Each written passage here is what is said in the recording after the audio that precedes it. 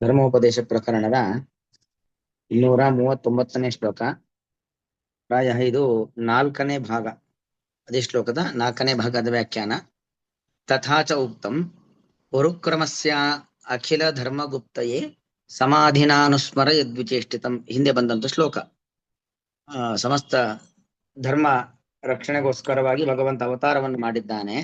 ಅಂತಹ ಭಗವಂತನ ಯದ್ವಿಚೇಷ್ಟಿತಂ, ಯಾವ ಅನೇಕ ಕ್ರಿಯೆಗಳಿದ್ದಾವೋ, ಭಗವಂತನ ಲೀಲೆಗಳಿದ್ದಾವೋ ಅದೆಲ್ಲವನ್ನು ಕೂಡ ಸಮಾಧಿನಾನುಸ್ಮರ, ನಾರದರು ಮಾಡಿದ ಪ್ರಾರ್ಥನೆ, ವೇದವ್ಯಾಸರ ಬಳಿ ಸಮಾಧಿ ಭಾಷೆಯಿಂದಾಗಿ ಹೇಳಿರಿ ಅಂತ ಪ್ರಾರ್ಥನೆಯನ್ನ ಮಾಡಿದ್ದಾರೆ.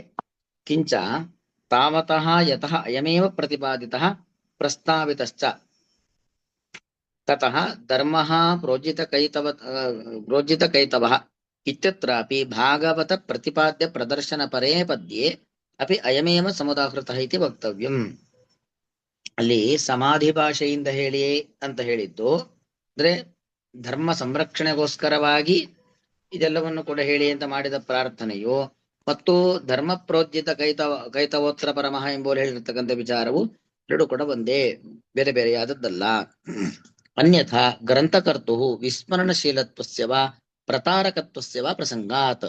ಇಲ್ಲ ಅಂದ್ರೆ ಗ್ರಂಥಕರ್ತರು ಇದು ಆಗಿದೆ, ಇದು ಅಂದ್ರೆ ಅವರು ನಾರದರು ಪ್ರಾರ್ಥನೆ ಮಾಡಿದ್ದು ಸಮಾಧಿ ಭಾಷೆಯಿಂದ ಹೇಳಿ ಅಂತ, ಅದು ಹೇಳಿದ ಮರ್ತು ಬಿಟ್ರೇನೋ ಅಂತ ಅನ್ಸತ್ತೆ. ಅಥವಾ ಪ್ರತಾರಕತ್ವ, ಅದನ್ನೇ ಆ ತರ ಹೇಳಲಿಕ್ಕೆ ಬರದೇ ಇದ್ದಾಗ ಸುಮ್ನೆ ಹಾರಿಸ್ಕೊಂಡು ಹೋಗ್ಬಿಡೋದು, ಈ ತರದ್ದೆಲ್ಲ ಅತಿ ಪ್ರಸಂಗಗಳು, ಆಕ್ಷೇಪಗಳಿಗೆ ಅವಕಾಶ ಇತ್ತು. ಅದಕ್ಕೋಸ್ಕರವಾಗಿ ಎಲ್ಲವೂ ಕೂಡ ಒಂದೇ.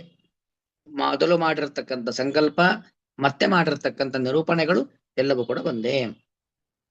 ಅನ್ಯಥಾ ಗ್ರಂಥಕರ್ತು ವಿಸ್ಮರಣಶೀಲತ್ವಸ್ಯ ವಾ ಪ್ರತಾರಕತ್ವಸ್ಯ ವಾ ಪ್ರಸಂಗಾತ್ ಅಪಿ ಚ ಧರ್ಮಃ ಪ್ರೋಜ್ಜಿತಕೈತವ ಅತ್ರ ಪರಮ ಇತಿ ಯಃ ಭಾಗವತ ಪ್ರತಿಪಾದ್ಯತೆಯ ಪ್ರದರ್ಶಿತಃ ಸಹ ಏವ ಅತ್ರ ಉಚ್ಯತೆ ಇತಿ ಪ್ರದರ್ಶಯಿತುಂ.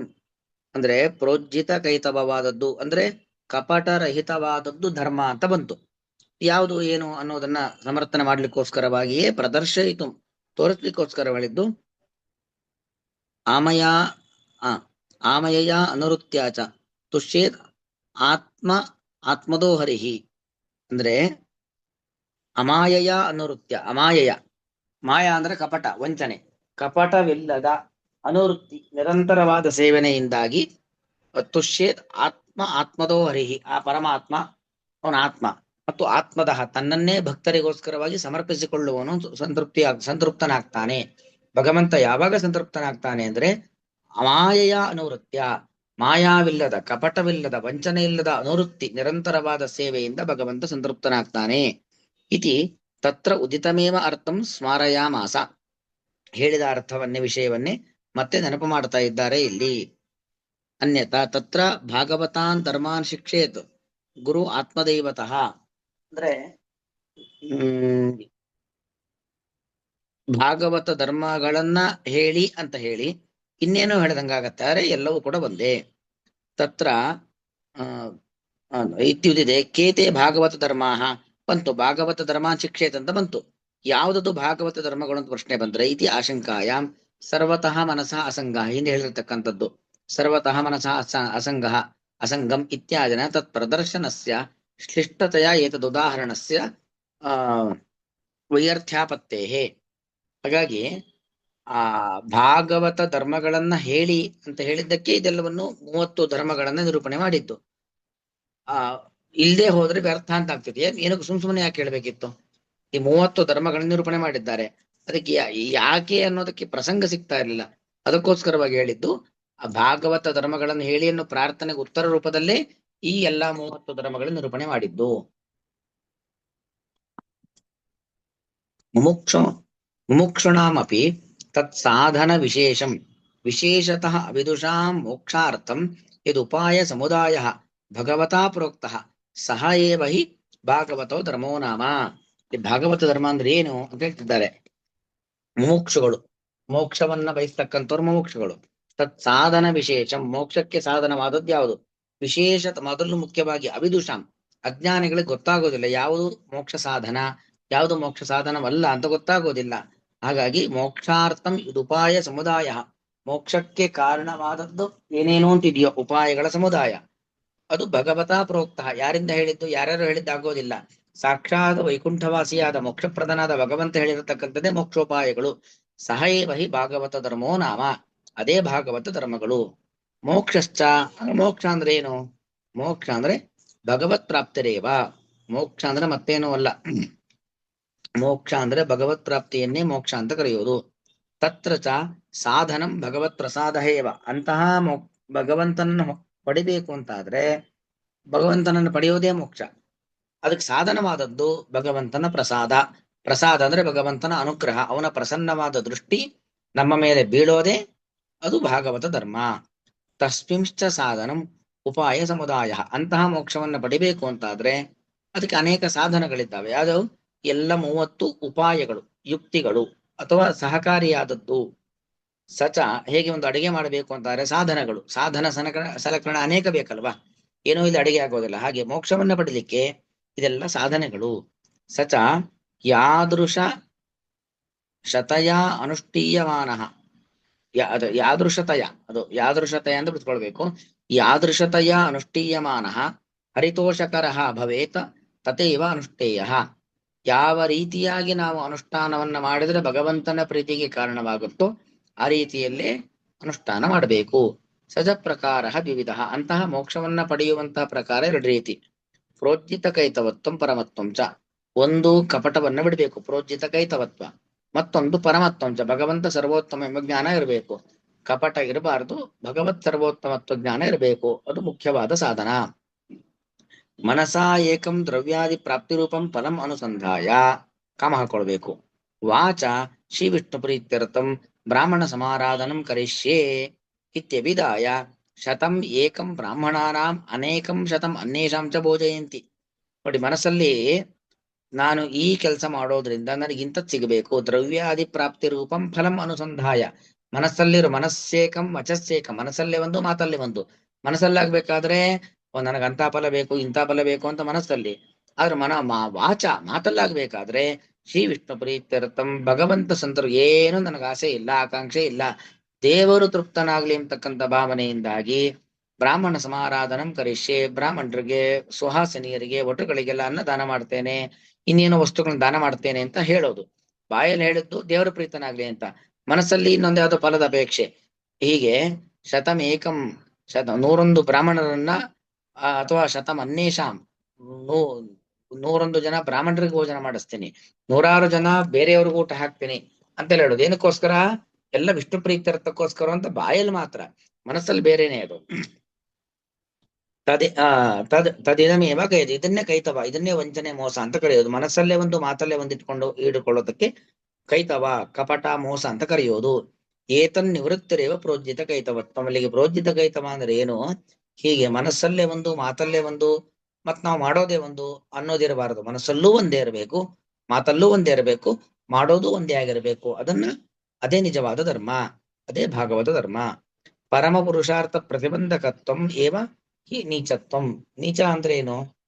ಪರಮಪುರುಷ ಅಥವಾ ಪರಮಪುರುಷತ್ವವಾದ ಮೋಕ್ಷ, ಅದನ್ನ ಪಡಿಲಿಕ್ಕೆ ಯಾವುದು ನಮ್ಮಲ್ಲಿ ಅಡ್ಡಿಗಳಿದ್ದಾವೋ ಅದೇ ನೀಚ.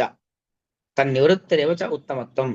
ಮೋಕ್ಷವನ್ನ ಪಡಿಲಿಕ್ಕೆ ಏನೇನು ಬೇಕೋ ಅದೆಲ್ಲ ನಮ್ಮಲ್ಲಿದೆ ಅಂದ್ರೆ ಅವನೇ ಉತ್ತಮ, ಅದೇ ಉತ್ತಮ. ಉಭಯತ್ರ ನಿವರ್ತಕಂ ಚ ಅನುಪದಮೇವ ವಕ್ಷ್ಯತೆ. ಹಾಗಾದ್ರೆ ಪ್ರತಿಬಂಧಕ ನಿವೃತ್ತಿ ಆಗ್ಬೇಕು. ಪ್ರತಿಬಂಧಕ ನಿವೃತ್ತಿ ಅಂತ ಹೇಳಿದ್ರೆ ಮೋಕ್ಷವನ್ನ ಪಡಿಲಿಕ್ಕೆ ಏನು ಅಡೆತಡೆಗಳು ನಮ್ಮಲ್ಲಿ ಇದೆಯೋ ಅದೆಲ್ಲ ದೂರ ಆಗ್ಬೇಕು. ಅದಕ್ಕೆ ಏನ್ ಮಾಡ್ಬೇಕು? ಪರಮ ಪುರುಷಾರ್ಥ ಪ್ರತಿಬಂಧಕತ್ವಮೇವ ಹಿ ನೀಚತ್ವಂ. ಪರಮ ಪುರುಷ ಅರ್ಥ ಅಂದ್ರೆ ಮೋಕ್ಷ, ಅದನ್ನ ಪಡಿಲಿಕ್ಕೆ ಇರತಕ್ಕಂಥ ಅಡೆತಡೆಗಳೇ ನೀಚವಾದದ್ದು. ಅಡೆತಡೆಗಳು ಹೋಯ್ತು ಅಂದ್ರೆ ಅದೇ ಉತ್ತಮತ್ವ. ಉಭಯತ್ರ ನಿವರ್ತಕತ್ವಂ ಚ ಅನುಪದಮೇವ ವಕ್ಷ್ಯತೆ. ಮುಂದೆನೆ ಇದನ್ನ ಹೇಳ್ತಾರೆ, ನಮ್ಮಲ್ಲಿ ಇರ್ತಕ್ಕಂತಹ ಅಡೆತಡೆಗಳು ಹೇಗೆ ದೂರ ಆಗ್ಬೇಕು, ಮೋಕ್ಷ ಪಡಲಿಕ್ಕೆ ಬೇಕಾದ ಸದ್ಗುಣಗಳು ನಮ್ಮಲ್ಲಿ ಏನೇನು ಬರಬೇಕು ಅನ್ನೋದನ್ನ ಮುಂದೆ ಹೇಳ್ತಾರೆ. ತದೇತಾಭ್ಯಾಂ ವಿಶಿಷ್ಟತೆಯ ಅನುಷ್ಠಿತ ಉಪಾಯ ಸಮೂಹ ಉಪಯೋಗಿ, ಅದು ಉಪಯೋಗಿ ಅಂತ ಅರ್ಥ. ಹೀಗೆ ಮೋಕ್ಷ ಪ್ರತಿಬಂಧಕವಾದ ದುರ್ಗುಣಗಳು, ಕೆಟ್ಟ ಆಲೋಚನೆಗಳು ನಮ್ಮಿಂದ ದೂರವಾಗಬೇಕು, ಸದ್ಗುಣಗಳು ನಮ್ಮಲ್ಲಿ ಬರಬೇಕು, ಎರಡೂ ಕೂಡ ಬೇಕು ಅಂತ ಹೇಳ್ತಿದ್ದಾರೆ. ಅದೇ ಮೋಕ್ಷಕ್ಕೆ ಉಪಯೋಗಿ ಆದದ್ದು. ತದೇತತ್ ಅನುಸಂಧಾಯ ಆಹ. ಇದನ್ನೇ ಅನುಸಂಧಾಯ ಅಂತ ಹೇಳಿದ್ರೆ ಈ ಅಭಿಪ್ರಾಯದಲ್ಲಿ ಅಂತ ಅರ್ಥ. ಈ ಅಭಿಪ್ರಾಯದಲ್ಲಿ ಹೇಳ್ತಾ ಇದ್ದಾರೆ, ಅಮಾಯೆಯ ಅನರುತ್ಯಾಚ ತುಷ್ಯೇದ್ ಆತ್ಮಾತ್ಮತೋ ಹರಿಹಿ.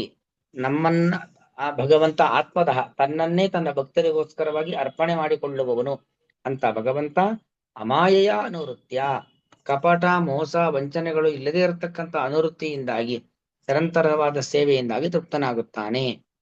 ಅದಕ್ಕೊಂದು ಸಂವಾದಿಯಾದ ಏಕಾದಶ ಸ್ಕಂದದ ಶ್ಲೋಕವನ್ನು ಹೇಳ್ತಿದ್ದಾರೆ. ತತ್ರ ಭಾಗವತಾನ್ ಧರ್ಮಾನ್ ಇತ್ಯುಪಕ್ರಮ್ಯ, ಹಿಂದೆ ಬಂತಲ್ಲ, ತತ್ರ ಭಾಗವತಾನ್ ಧರ್ಮಾನ್, ಯಾವ ಭಾಗವತ ಧರ್ಮ ಅಂತ ಹೇಳಿದ್ರು. ಹಾಗೆ ಉಪಕ್ರಮ್ಯ ಅಂದ್ರೆ ಪ್ರಾರಂಭವನ್ನ ಮಾಡಿ, ಸರ್ವತಃ ಮನಸ ಅಸಂಗಂ ಆದವು ಸಂಗಂ ಚ ಸಾಧುಷು.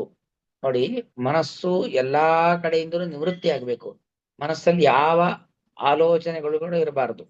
ಮತ್ತು ಸಂಗಂ ಚ ಸಾಧುಷು, ಭಗವಂತ ಮತ್ತು ಭಗವದ್ ಭಕ್ತರಲ್ಲಿ ಸಜ್ಜನರಲ್ಲಿ ಸಂಘ ಇರಬೇಕು. ದಯಾ ಮೈತ್ರಿಂ ಪ್ರಶ್ರಯಿಂಚ ಭೂತೇಶು ಅದ್ದ ಯಥೋಚಿತಂ. ದಯೆ ಅನುಕಂಪ ಇರಬೇಕು, ಅನುಕಂಪ ಇರಬೇಕು. ಮೈತ್ರಿ ಪರಸ್ಪರ ಸ್ನೇಹ ಭಾವನೆ ಎಂಬುವಂಥದ್ದು ಇರಬೇಕು. ಮತ್ತು ಅಸಂಗಂ, ಬೇಡದ ವಿಚಾರ, ಮೋಕ್ಷಕ್ಕೆ ಯಾವುದು ತೊಂದರೆಯೋ ಪ್ರತಿಬಂಧಕವೋ ಅವುಗಳ ಬಗ್ಗೆ ಯಾವುದೇ ಸಂಘ ಇರಬಾರದು. ಆದೋ ಸಂಗಂತ ಸಾಧುಷು, ಅಷ್ಟು ಮಾತ್ರ ಅಲ್ಲ, ಸಜ್ಜನರಲ್ಲಿ ಸಂಘ ಇರಬೇಕು. ದಯಾ ಮೈತ್ರಿ, ಅದ್ರ ಜೊತೆಗೆ ಪ್ರಶ್ರಯ ಅಂದ್ರೆ ಉತ್ತಮವಾಗಿರ್ತಕ್ಕಂಥ ಗುಣಗಳನ್ನ ನಮ್ಮಲ್ಲಿ ಅಳವಡಿಸಿಕೊಂಡಿರಬೇಕು. ಮತ್ತು ಭೂತೇಶು ಅದ್ಧ ಯಥೋಚಿತಂ, ಯಥೋಚಿತಂ ಭೂತೇಶು ಪ್ರಶ್ರಯಂ ಅಂತ ಅರ್ಥ. ಹಾಗೆ ಅಂದ್ರೆ ಅವರವರಲ್ಲಿ ಏನ್ ಬೇಕು, ಅವರವರಲ್ಲಿ ಅವರವರ ಯೋಗ್ಯತೆಗೆ ಅನುಗುಣವಾಗಿ ಸ್ಥಾನ ಮಾನ ಗೌರವವನ್ನು ಕೊಡುವಂಥದ್ದು. ಹೀಗೆ ಇದೆಲ್ಲವೂ ಕೂಡ ಇರಬೇಕು ಅಂತ ಹೇಳ್ತಿದ್ದಾರೆ.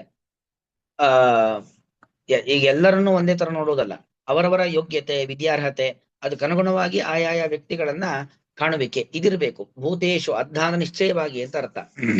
ಅಂದ್ರೆ ಪ್ರಶ್ರಯ ಶಬ್ದಕ್ಕರ್ಥ ಪ್ರಣಯ, ಪ್ರೀತಿ, ಸ್ಥಾನಮಾನ ಕೊಡ್ತೀವಲ್ಲ ಅದು. ಹೇಗೆ ಯಥೋಚಿತಂ, ಅವರವರ ಸ್ಥಾನ, ಅವರವರ ಅರ್ಹತೆಗೆ ಯೋಗ್ಯತೆಗೆ ಬುದ್ಧಿವಂತಿಕೆಗೆ ಅನುಗುಣವಾಗಿ ಕೊಡಬೇಕು. ದಯಾ ಮೈತ್ರಿಂ ಚ ಪ್ರಶ್ರಯಂ ಚ, ಪ್ರಶ್ರಯ ಶಬ್ದಕ್ಕೆ ಪ್ರೀತಿ ವಾತ್ಸಲ್ಯಗಳು ಅಂತ ಅರ್ಥ.